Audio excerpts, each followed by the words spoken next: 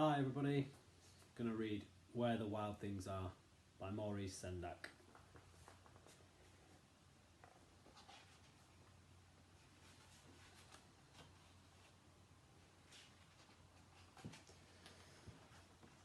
The night Max wore his wolf suit and made mischief of one kind and another, his mother called him Wild Thing, and Max said, "I'll eat you up." So he was sent to bed without eating anything. You see him in his room. That very night, in Max's room, a forest started to grow. You see it growing in his room. And grew. It's getting bigger. And grew until his ceiling hung with vines, and the walls became the world all around. And an ocean tumbled by with a private boat for Max, and he sailed off through the night and day. And in and out of weeks, and almost over a year, to where the wild things are. Ooh, they look a bit scary. And when he came to the place where the wild things are, they roared their terrible roars, and gnashed their terrible teeth, and rolled their terrible eyes, and showed their terrible claws.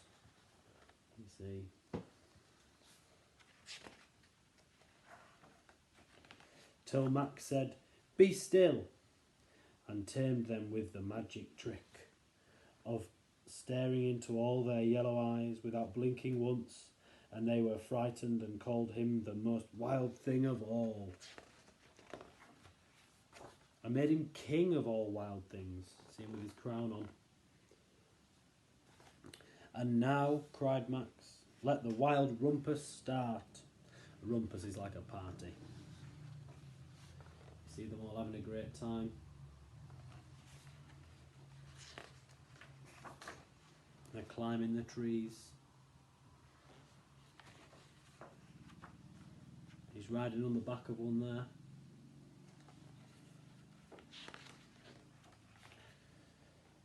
"Now stop," Max said, and sent the wild things off to bed without their supper.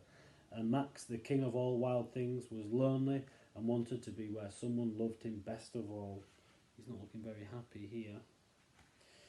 Then all around, from far away, across the world, he smelled good things to eat.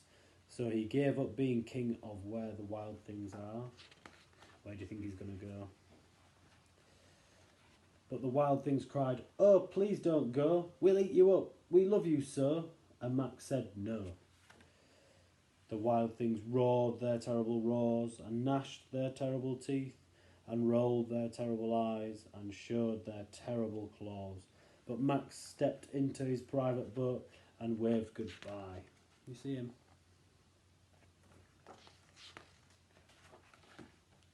And sailed back over a year, and in and out of weeks, and through a day. And into the night of his very own room, where he found his supper waiting for him. And it was still hot. Thanks. Oh, I hope you're all surviving isolation. I can't wait to see you all again soon. Take care.